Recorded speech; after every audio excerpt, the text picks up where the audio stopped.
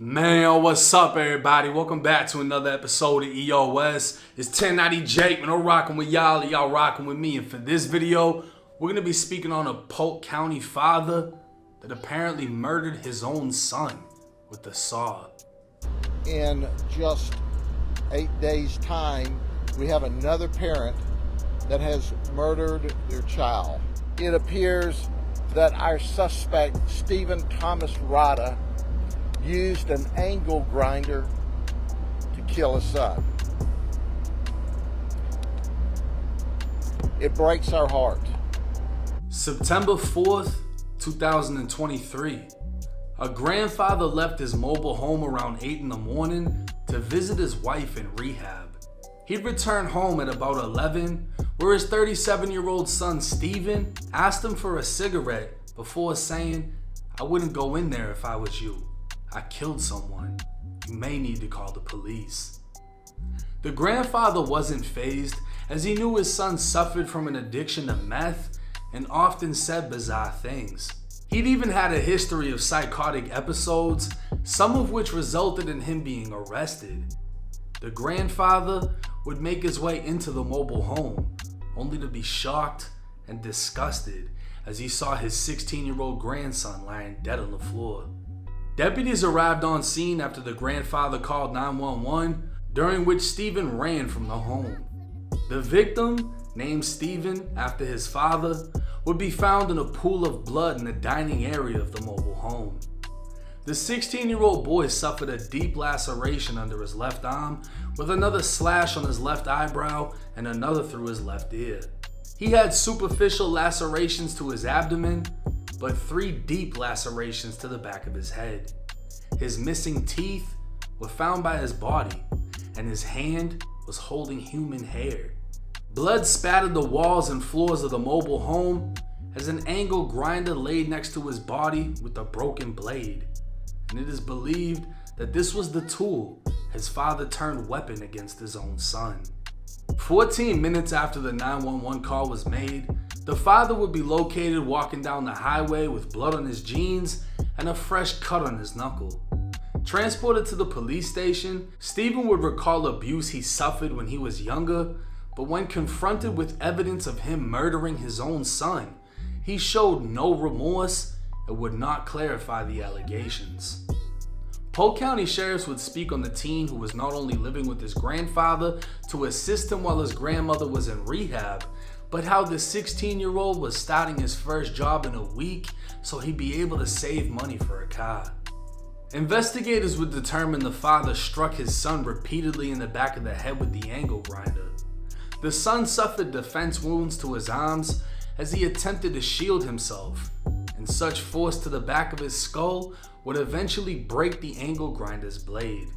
Stephen was charged with first-degree premeditated murder without bond and faces a possible death sentence under Florida law. Now, this is one of the saddest and shortest cases I've covered. There's really no explanation for anything that happened. The father apparently has been addicted to meth from a young age, continues to abuse it, caught cases all around the US. Pretty much every state he went to, he got in trouble. For whatever reason, in a psycho episode, he decides to kill his own son with an electric saw, which is like something out of a Hostel movie or Saw movie. I can't imagine what was going through the son's mind as his own father turned on him, attacking him with this blade that must have been whizzing at the time. I can't even imagine what it would have felt like to go through that and how much of it he had to put up with until he actually lost consciousness, which most likely didn't happen from the fact that he was getting cut in vital areas, but the amount of blood loss that he suffered throughout the incident. And then for the father to run from the scene, get picked up, and start speaking on abuse that he suffered And the abuse that he suffered, I didn't even want to get into details on it because of the type of abuse that it is. It still doesn't give a reason for what he did. And he didn't even try to explain why he murdered his own kid. He faces a death sentence. I don't think he's gonna get it. I think the evidence of him being an addict, having psychopathic or psychotic episodes, that's gonna work in his favor for him to go the crazy route. And even if he isn't found mentally unstable to stand trial, I think he's gonna just end up with a life sentence. I don't think it's gonna be a death penalty case. This seems like something that just happened out of nowhere, which more so aligns with a life sentence versus something you properly plan out and execute would be death. Sad to say, I don't think he's getting the death penalty. And it's horrible. A 16-year-old lost his life. And this is an incident in Polk County where 8 days prior, another parent murdered their own child. I don't know what the fuck going on in Polk County.